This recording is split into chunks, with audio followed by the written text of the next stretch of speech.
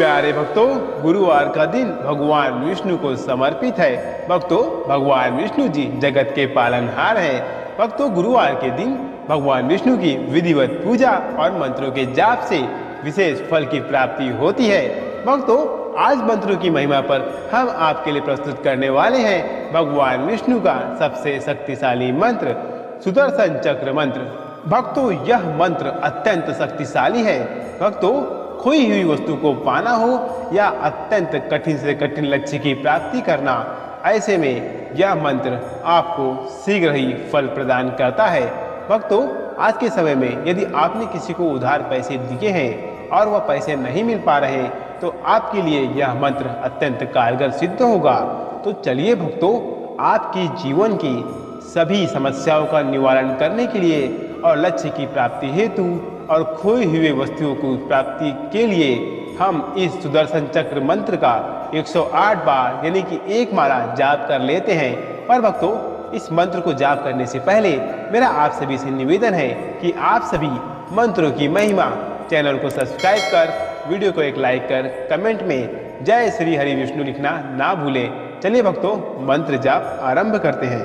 ओम ह्रीं कार्त्यावीर्यार्जुनो नाम राजा बाहु सहस्रवान् यस्य स्मरेण मान्त्रेण कृतं नष्टं च लभ्यते। ओम ह्रीं कार्त्यावीर्यार्जुनो नाम राजा बाहु सहस्रवान् यस्य स्मरेण मान्त्रेण कृतं नष्टं च लभ्यते। ओम ह्रीं कार्त्यावीर्यार्जुनो नाम राजा बाहु सहस्रवान् यस्य स्मरेण मान्त्रेण कृतं नष्टं च लभ्यते। ओम ह्रीं कार्त्यावीर्यार्जुनो नाम राजा बाहु सहस्रवान् यस्य स्मरेण मान्त्रेण कृतं नष्टं च लभ्यते। ओम ह्रीं कार्त्यावीर्यार्जुनो नाम राजा बाहु सहस्रवान् यस्य स्मरेण मान्त्रेण कृतं नष्टं च लभ्यते। ओम ह्रीं कार्त्यावीर्यार्जुनो नाम राजा बाहु सहस्रवान् यस्य स्मरेण मान्त्रेण कृतं नष्टं च लभ्यते। ओम ह्रीं कार्त्यावीर्यार्जुनो नाम राजा बाहु सहस्रवान् यस्य स्मरेण मान्त्रेण कृतं नष्टं च लभ्यते।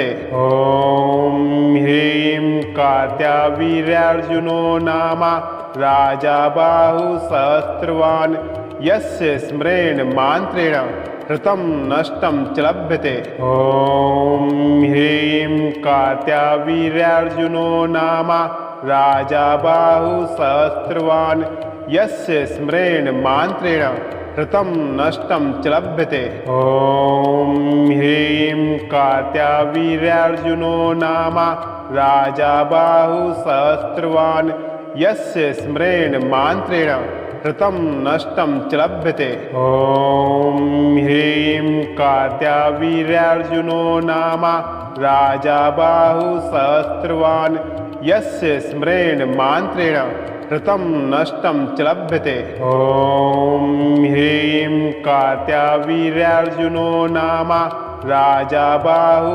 सहस्रवान् यस्य स्मरेण मान्त्रेण कृतं नष्टं च लभ्यते।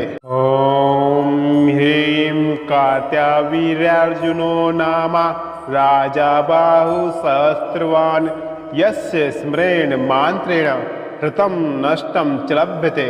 ओम ह्रीं कार्त्यावीर्यार्जुनो नाम राजा बाहु सहस्रवान् यस्य स्मरेण मान्त्रेण कृतं नष्टं च लभ्यते। ओम ह्रीं कार्त्यावीर्यार्जुनो नाम राजा बाहु सहस्रवान् यस्य स्मरेण मान्त्रेण कृतं नष्टं च लभ्यते। ओम ह्रीं कार्त्यावीर्यार्जुनो नाम राजा बाहु सहस्रवान् यस्य स्मरेण मान्त्रेण कृतं नष्टं च लभ्यते। ओम ह्रीं कार्त्यावीर्यार्जुनो नाम राजा बाहु सहस्रवान् यस्य स्मरेण मान्त्रेण कृतं नष्टं च लभ्यते। ॐ ह्रीं कार्त्यावीर्यार्जुनो नाम राजा बाहुसहस्रवान् यस्य स्मरेण मान्त्रेण कृतं नष्टं च लभ्यते। ॐ ह्रीं कार्त्यावीर्यार्जुनो नाम राजा बाहुसहस्रवान् यस्य स्मरेण मान्त्रेण कृतं नष्टं च लभ्यते। ॐ ह्रीं कार्त्यावीर्यार्जुनो नाम राजा बाहुसहस्रवान् यस्य स्मरेण मान्त्रेण कृतं नष्टं च लभ्यते।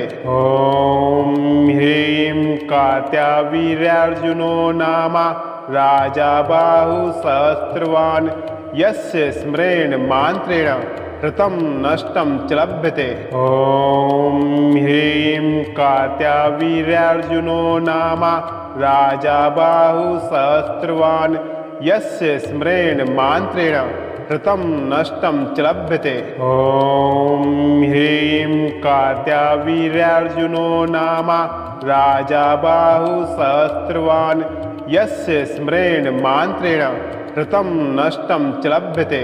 ॐ ह्रीं कार्त्यावीर्यार्जुनो नाम राजा बाहुसहस्रवान् यस्य स्मरेण मान्त्रेण कृतं नष्टं च लभ्यते। ॐ ह्रीं कार्त्यावीर्यार्जुनो नाम राजा बाहुसहस्रवान् यस्य स्मरेण मान्त्रेण कृतं नष्टं च लभ्यते। ॐ ह्रीं कार्त्यावीर्यार्जुनो नाम राजा बाहुसहस्रवान् यस्य स्मरेण मान्त्रेण कृतं नष्टं च लभ्यते। ॐ ह्रीं कार्त्यावीर्यार्जुनो नाम राजा बाहुसहस्रवान् यस्य स्मरेण मान्त्रेण कृतं नष्टं च लभ्यते।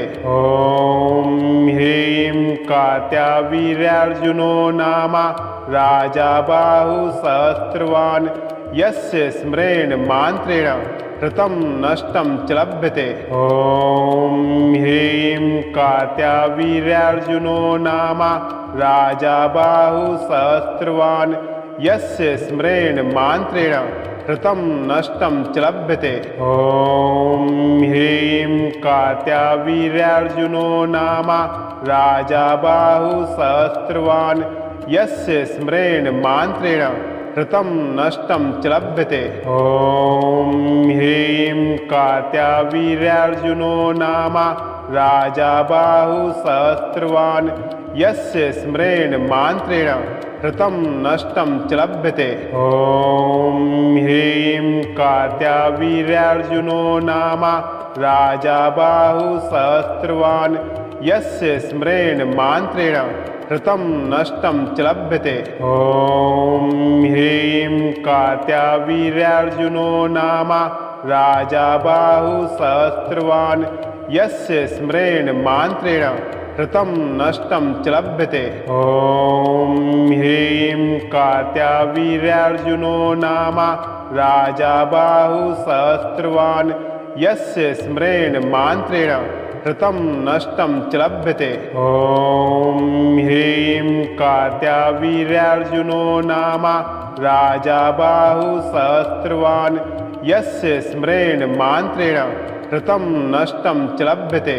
ॐ ह्रीं कार्त्यावीर्यार्जुनो नाम राजा बाहुसहस्रवान् यस्य स्मरेण मान्त्रेण कृतं नष्टं च लभ्यते। ॐ ह्रीं कार्त्यावीर्यार्जुनो नाम राजा बाहुसहस्रवान् यस्य स्मरेण मान्त्रेण कृतं नष्टं च लभ्यते। ॐ ह्रीं कार्त्यावीर्यार्जुनो नाम राजा बाहुसहस्रवान् यस्य स्मरेण मान्त्रेण कृतं नष्टं च लभ्यते। ॐ ह्रीं कार्त्यावीर्यार्जुनो नाम राजा बाहुसहस्रवान् यस्य स्मरेण मान्त्रेण ऋतं नष्टं च लभ्यते। ॐ ह्रीं कार्त्यावीर्यार्जुनो नाम राजा बाहुसहस्रवान् यस्य स्मरेण मान्त्रेण ऋतं नष्टं च लभ्यते। ॐ ह्रीं कार्त्यावीर्यार्जुनो नाम राजा बाहुसहस्रवान् यस्य स्मरेण मान्त्रेण ऋतं नष्टं च लभ्यते। ॐ ह्रीं कार्त्यावीर्यार्जुनो नाम राजा बाहुसहस्रवान् यस्य स्मरेण मान्त्रेण ऋतं नष्टं च लभ्यते। ॐ ह्रीं कार्त्यावीर्यार्जुनो नाम राजा बाहुसहस्रवान् यस्य स्मरेण मान्त्रेण ऋतं नष्टं च लभ्यते। ॐ ह्रीं कार्त्यावीर्यार्जुनो नाम राजा बाहुसहस्रवान् यस्य स्मरेण मान्त्रेण ऋतं नष्टं च लभ्यते।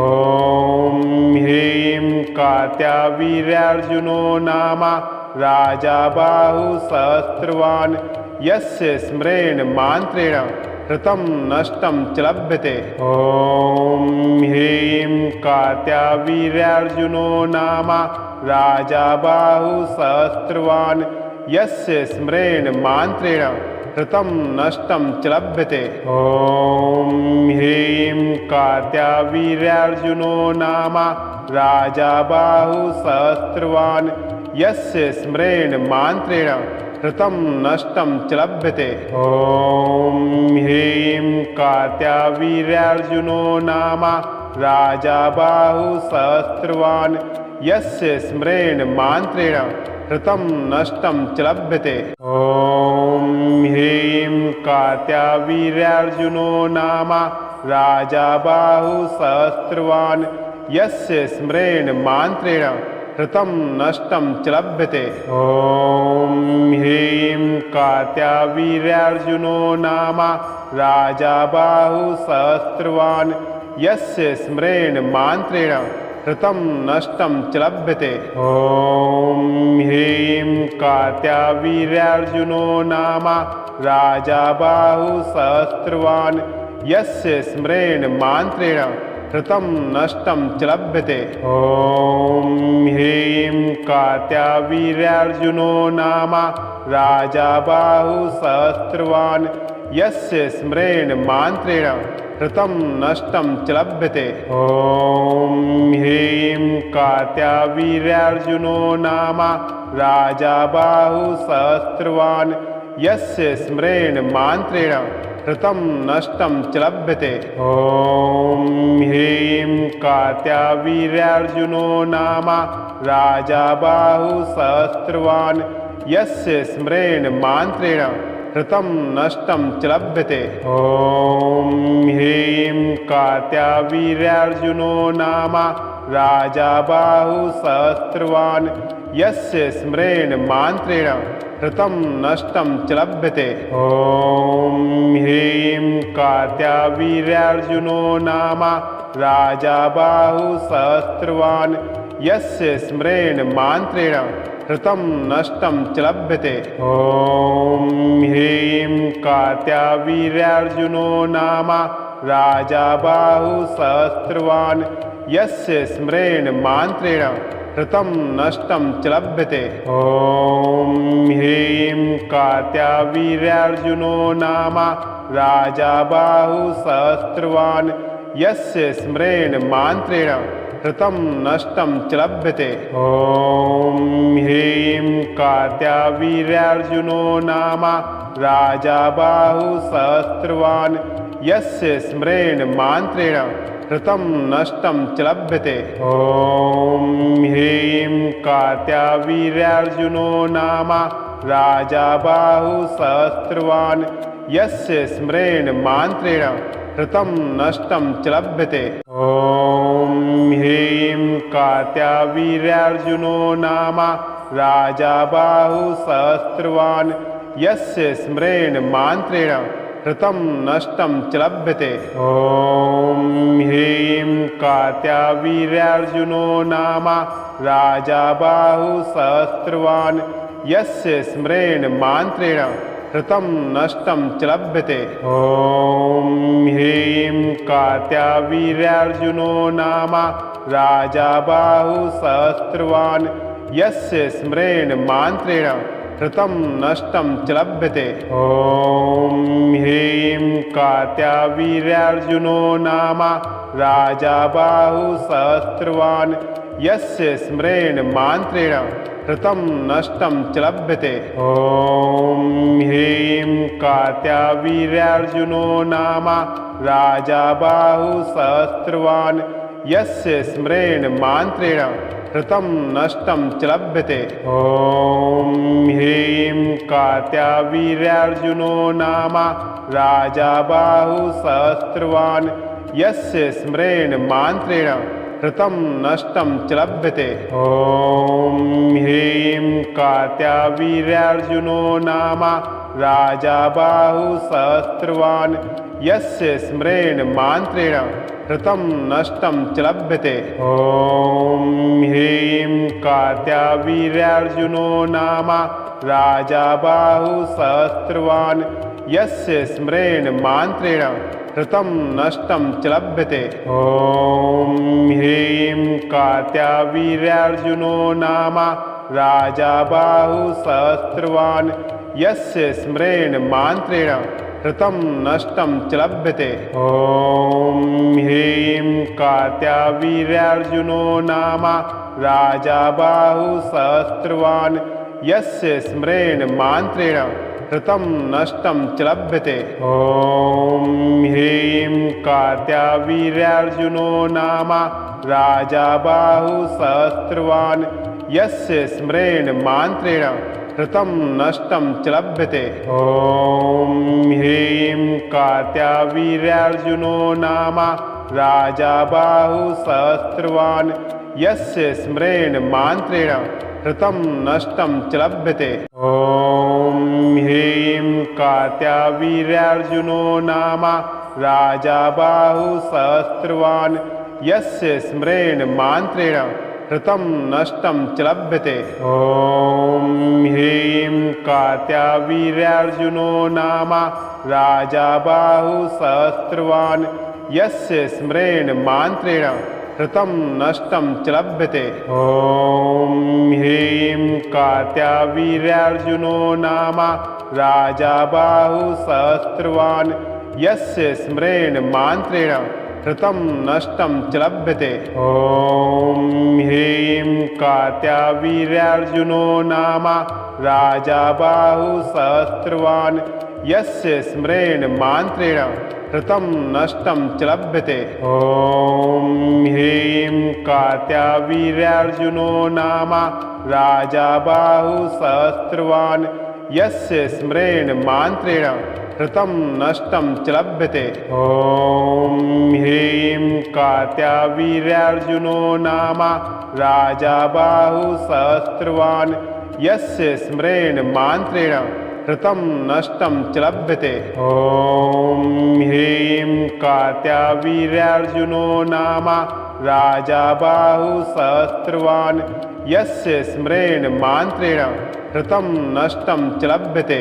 ॐ ह्रीं कार्त्यावीर्यार्जुनो नाम राजा बाहुसहस्रवान् यस्य स्मरेण मान्त्रेण हृतं नष्टं च लभ्यते। ॐ ह्रीं कार्त्यावीर्यार्जुनो नाम राजा बाहुसहस्रवान् यस्य स्मरेण मान्त्रेण हृतं नष्टं च लभ्यते। ॐ ह्रीं कार्त्यावीर्यार्जुनो नाम राजा बाहुसहस्रवान् यस्य स्मरेण मान्त्रेण हृतं नष्टं च लभ्यते। ॐ ह्रीं कार्त्यावीर्यार्जुनो नाम राजा बाहुसहस्रवान् यस्य स्मरेण मान्त्रेण हृतं नष्टं च लभ्यते। ॐ ह्रीं कार्त्यावीर्यार्जुनो नाम राजा बाहुसहस्रवान् यस्य स्मरेण मान्त्रेण हृतं नष्टं च लभ्यते। ॐ ह्रीं कार्त्यावीर्यार्जुनो नाम राजा बाहुसहस्रवान् यस्य स्मरेण मान्त्रेण कृतं नष्टं च लभ्यते। ॐ ह्रीं कार्त्यावीर्यार्जुनो नाम राजा बाहुसहस्रवान् यस्य स्मरेण मान्त्रेण कृतं नष्टं च लभ्यते। ॐ ह्रीं कार्त्यावीर्यार्जुनो नाम राजा बाहुसहस्रवान् यस्य स्मरेण मान्त्रेण कृतं नष्टं च लभ्यते। ॐ ह्रीं कार्त्यावीर्यार्जुनो नाम राजा बाहुसहस्रवान् यस्य स्मरेण मान्त्रेण कृतं नष्टं च लभ्यते। ॐ ह्रीं कार्त्यावीर्यार्जुनो नाम राजा बाहुसहस्रवान् यस्य स्मरेण मान्त्रेण कृतं नष्टं च लभ्यते। ॐ ह्रीं कार्त्यावीर्यार्जुनो नाम राजा बाहुसहस्रवान् यस्य स्मरेण मान्त्रेण कृतं नष्टं च लभ्यते। ॐ ह्रीं कार्त्यावीर्यार्जुनो नाम राजा बाहुसहस्रवान् यस्य स्मरेण मान्त्रेण कृतं नष्टं च लभ्यते। ॐ ह्रीं कार्त्यावीर्यार्जुनो नाम राजा बाहुसहस्रवान् यस्य स्मरेण मान्त्रेण कृतं नष्टं च लभ्यते। ॐ ह्रीं कार्त्यावीर्यार्जुनो नाम राजा बाहुसहस्रवान् यस्य स्मरेण मान्त्रेण कृतं नष्टं च लभ्यते। ॐ ह्रीं कार्त्यावीर्यार्जुनो नाम राजा बाहुसहस्रवान् यस्य स्मरेण मान्त्रेण कृतं नष्टं च लभ्यते। ॐ ह्रीं कार्त्यावीर्यार्जुनो नाम राजा बाहुसहस्रवान् यस्य स्मरेण मान्त्रेण कृतं नष्टं च लभ्यते।